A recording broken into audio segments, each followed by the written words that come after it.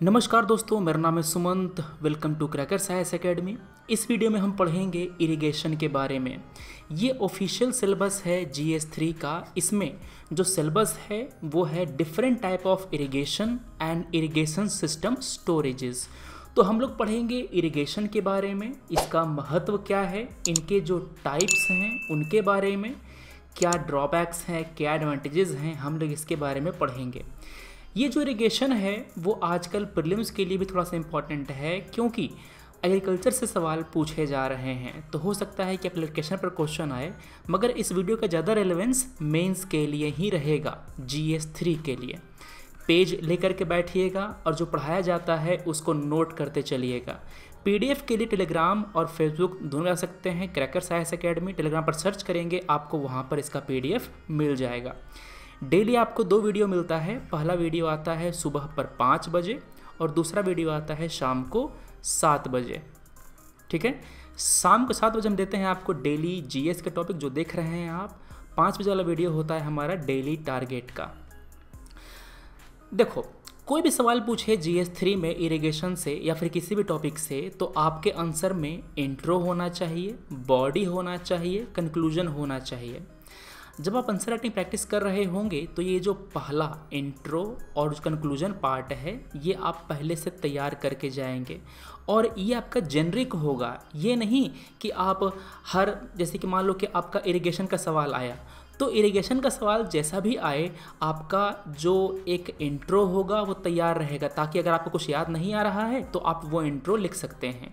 Intro में आप fact वगैरह यूज़ कर सकते हैं। फॉर एग्जांपल, भारत का जो टोटल अवेलेबल वाटर है, जो भारत का पूरा वाटर यूसेज है, उसका 84% इरिगेशन में जाता है।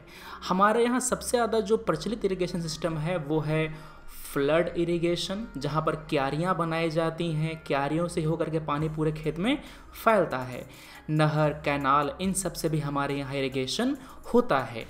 तो सर, इरिगेशन का महत्व क्या है? सबसे पहली बात, इरिगेशन जब नहीं था तभी तो खेती होती थी, मगर वो खेती बारिश पर निर्भर होती थी, रेन फेड होता था। ठीक है, अब रेन फेड एग्रीकल्चर की समस्या ये है कि हमारे यहाँ बारिश सीजनल होता है। सीजनल का मतलब ये है कि साल के कुछ ही महीने में हमारे यहाँ बारिश होती है, और सर्दी के दिनों में वेस्टरलाइज के कारण कुछ समय तक बारिश देखने को मिलती है। इतना बारिश सालों भर खेती के लिए काफ़ी नहीं होता है। तो जो एरिया रेन पर डिपेंडेंट हैं उनको हम कहते हैं रेन फेड फार्मिंग। तो सीजनल नेचर का हमारे यहाँ रेनफॉल है। ये रेनफॉल अनसर्टेन है, अनरिलायबल है, इर्रेगुलर, वेरिएबल है। मतलब कि किसी एरिया में ज़्यादा बारिश होती है और किसी एरिया में कम बारिश होती है। एक ही एरिया में कभी कभी ज़्यादा बारिश हो जाती है और कभी कभी बारिश कम होती है। अगर अल नीनो आ गया तो बारिश कम हो जाएगी, अगर ला नीना आ गया तो बारिश ज़्यादा हो जाएगा। ठीक है ना। जो इरिगेशन है इससे प्रोडक्टिविटी बढ़ता है। क्यों बढ़ता है सर? आप सही समय पर सही मात्रा में पानी जब पौधे को देंगे तो उसका जो ग्रोथ है वो बहुत अच्छे से होता है। इससे दाने बड़े बड़े होते हैं। कभी कभी गेहूं का पौधा बड़ा तो हो जाता है मगर उसमें दाने पूरे नहीं हो पाते। यही समस्या जो धान का जो पौधा है ना उसके साथ भी होता है। तो कई बार उसके पीछे जो इनएडिक्वेट इरिगेशन ये जिम्मेदार होता है। धान, जूट, ये सब वाटर इंटेंसिव क्रॉप हैं। धान, जूट के अलावा जो शुगर केन है, शुगर केन, गन्ना जो है ना, ये वाटर इंटेंसिव है। मतलब इसको बहुत ही ज़्यादा पानी की ज़रूरत होती है। तो इनको उन इलाके में बोया जाता है जहाँ पर बहुत ही ज़्यादा मात्रा में वाटर सप्लाई होता है। फॉर एग्जांपल, जूट, ये जो पूर्वी बिहार है और जो वेस्ट बंगाल का एरिया है, डेल्टा रीजन है, वहाँ पर उगाया जाता है। राइस, ये छत्तीसगढ़ में ज़्यादा फेमस है, और जो बाकी जो इलाके हैं जहाँ पर बारिश ज़्यादा होती है वहाँ पर फेमस है। एक बात और, जो एरिया जहाँ पर इरिगेशन का साधन ज़्यादा है वहाँ पर किसानों की इनकम ज़्यादा है। आखिर ग्रीन रेवोल्यूशन वेस्टर्न यूपी में ही क्यों आई? आखिर हरियाणा और पंजाब में ही क्यों आया? क्योंकि यहाँ पर इरिगेशन का साधन ज़्यादा है। ध्यान से सुनिएगा, जिस भी पॉइंट पर आपको ज़रा भी डाउट हो या फिर आपका ध्यान कहीं और जाए, पंखे पर जाए, कोई बाहर से चिल्ला रहा हो उस पर जाए, तो तुरंत वीडियो पीछे करके उस पॉइंट को दोबारा सुनना। क्या कारण है कि हरियाणा, पंजाब, वेस्टर्न यूपी में ग्रीन रेवोल्यूशन ज़्यादा फेमस हुआ, ज़्यादा सक्सेसफुल हुआ? क्योंकि यहाँ पर सिंचाई के साधन ज़्यादा थे। तो सर इससे क्या हो गया? जब साधन सिंचाई का ज़्यादा होता है ना, वहाँ पर खाद ज़्यादा काम करता है। खाद तभी काम करेगा जब ये पानी में घुल करके पौधे की जड़ तक पहुँचेगा। समझ गए बात? अब जिस एरिया में सिंचाई की व्यवस्था मौजूद है वो खाद का पूरा इस्तेमाल कर पाएगा। एक कारण और था। दूसरा कारण ये है कि जो पंजाब, यूपी और जो वहाँ पर हरियाणा के किसान हैं ना, उनके पास कैपिटल था। कैपिटल के साथ साथ वहाँ पर जो खेत थे उसका साइज़ बड़ा था। वहाँ पर जो जोत होता है ना उसका साइज़ बड़ा होता है।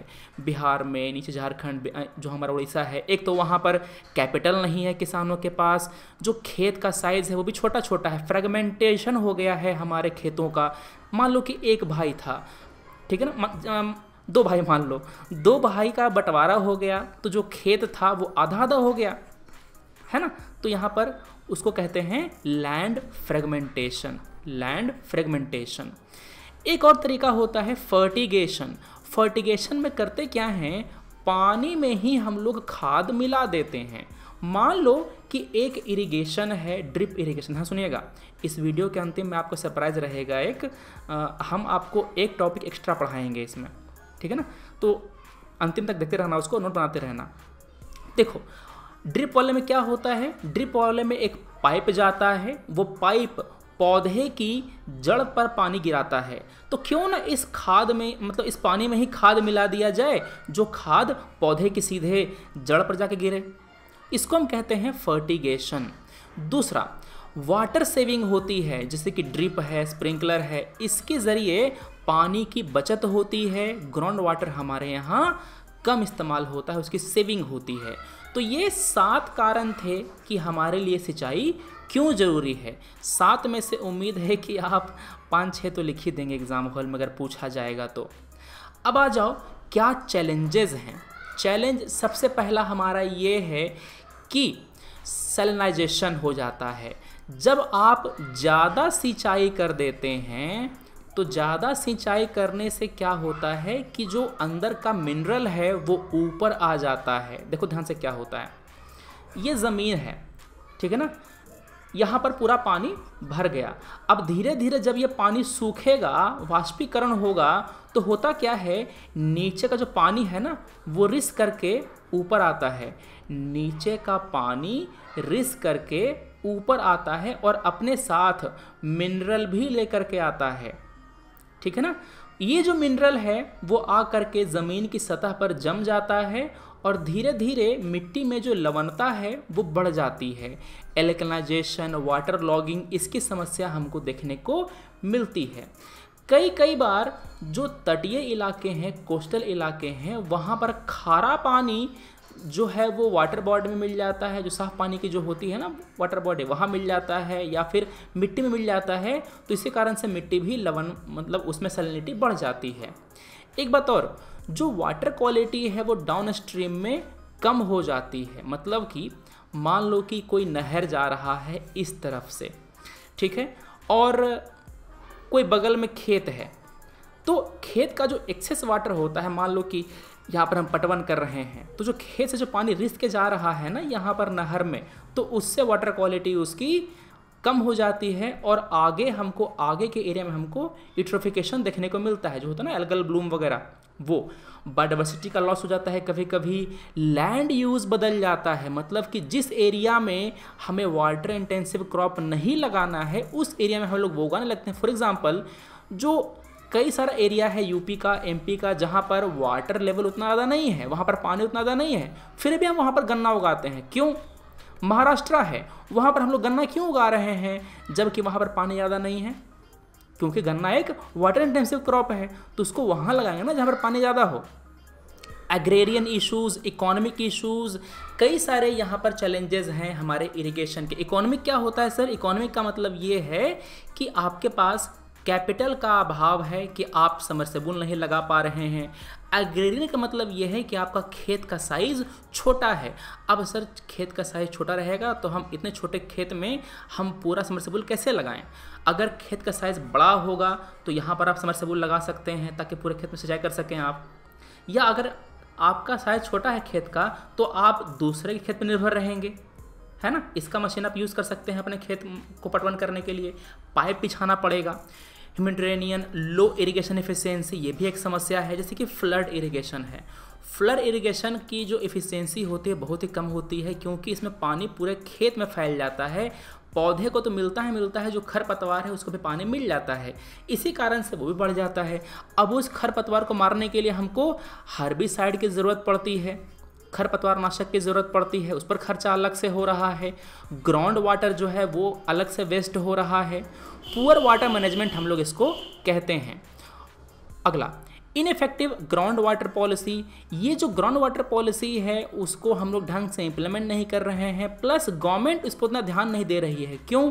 क्योंकि फार्म सेक्टर पर हमारा सरकार का इन्वेस्टमेंट बहुत ही कम है। जो फार्म इंफ्रास्ट्रक्चर है ना, इस पर गवर्नमेंट बहुत ही कम पैसे खर्च करती है।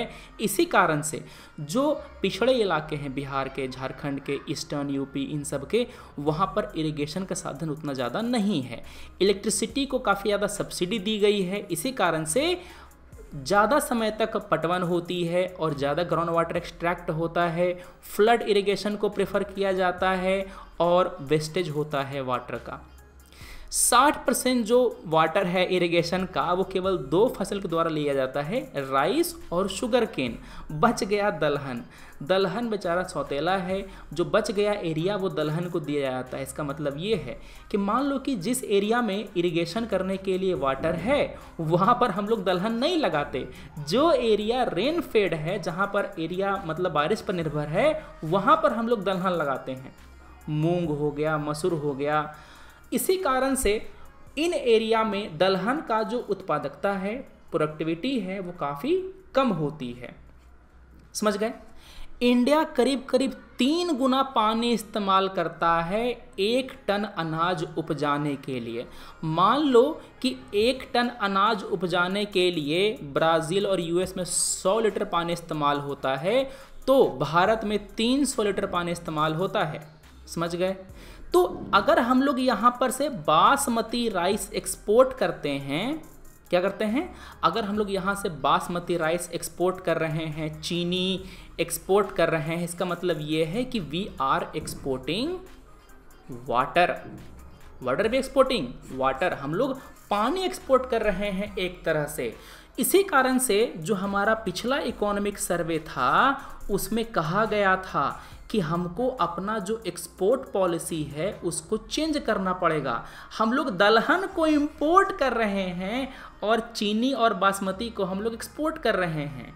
इसको बैड पॉलिसी कहा जाता है और हमारी भाषा में मूर्खता कहते हैं। हमारी मतलब अपनी ठेठ भाषा में, अपनी अनऑफिशियल भाषा में। अगर आप अंग्रेजी में नहीं लिखेंगे, आंसर में लिखेंगे ऐसा, आंसर में लिखेंगे आप ऐसा कि this is an example of inefficient policy, a bad policy. ठीक है, तो यहाँ पर हमको चीज़ें सही करने की ज़रूरत है। अब सरकार ने कुछ स्कीम लाया है, कृषि सिंचाई योजना, कुसुम स्कीम। कुसुम वाले के अंतर्गत किया गया है कि जो सोलर प्लांट्स हैं, सोलर पंप्स जो हैं वो लगाए जाएंगे ताकि किसान मतलब कि जो कोयला से जो बिजली बनाते हैं ना वो इस्तेमाल ना करके अपने खेत का बना हुआ बिजली इस्तेमाल करे और उसको बेच भी सकता है सोलर से बना हुआ बिजली। हर खेत को पानी, मोर ड्रॉप पर क्रॉप। इस स्कीम के अंतर्गत जो ड्रिप है, स्प्रिंकलर है, इसको बढ़ावा दिया जाता है। ड्राई लैंड फार्मिंग को प्रमोट करने के लिए सरकार ने स्कीम चलाया है। मतलब कि वो इलाके जहाँ पर बारिश बहुत ही कम है वहाँ पर भी ऐसे फसल उपजाए जाएं जो कि ड्राउट रेसिस्टेंट हो, जो कि ड्राउट रेसिस्टेंट हो। मतलब कि बागबान का सलमान खान। समझ गए? कुछ नहीं मिला, थोड़ा सा सपोर्ट मिला, तब भी वो आगे बढ़ गया। ड्रिप इरिगेशन, प्रिसीजन फार्मिंग, ये सब भी हमारे यहाँ प्रमोट किया जा रहा है। ये सब भी आपके, तो देखो आपको मैं कहता हूँ कि वे फॉरवर्ड लिखा करो। वे फॉरवर्ड में आप एक पॉइंट तो आपका ये हो गया, better implementation of schemes like कृषि सिंचाई योजना, कुसुम स्कीम, हर खेत को पानी, ठीक है ना। तो आप अगर एक पॉइंट अपना ये लिख दिया, और यही आपका आखिर में कंक्लूजन भी हो सकता है अगर आप वे फॉरवर्ड न लिखते हो। तो जो पॉइंट हम लोग पढ़ते हैं ना, ये सभी आप यूज़ कर सकते हैं आंसर राइटिंग में। ये जो वीडियो आता है आपके लिए, यहाँ पर एक भी चीज़ ऐसा नहीं रहेगा जिसका कोई मतलब यूज़ ना हो आंसर राइटिंग में। देखो हम लोग नोट्स बनाते हैं इसी तरह से, ठीक है, मतलब कि एकदम प्रिसाइज नोट्स। इसको आप हूबहू अपने कॉपी में लिख सकते हैं, बस आपको जहाँ पर कोई भी पॉइंट एक्स्ट्रा लिखना हो उसको लिख लीजिएगा। अगला जो वीडियो आएगा वहाँ पर हम लोग स्प्रिंकलर के बारे में पढ़ेंगे और ये वीडियो अलग से आएगा। अगर आपको वीडियो अच्छा लगा हो, कुछ सीखने को मिला हो, तो आप वीडियो शेयर कीजिए दोस्तों के साथ। खराब लगा हो तो इसको डिसलाइक कर सकते हैं। हम मिलते हैं अपने अगले वीडियो में। Thanks for watching, take care, Jai Hind.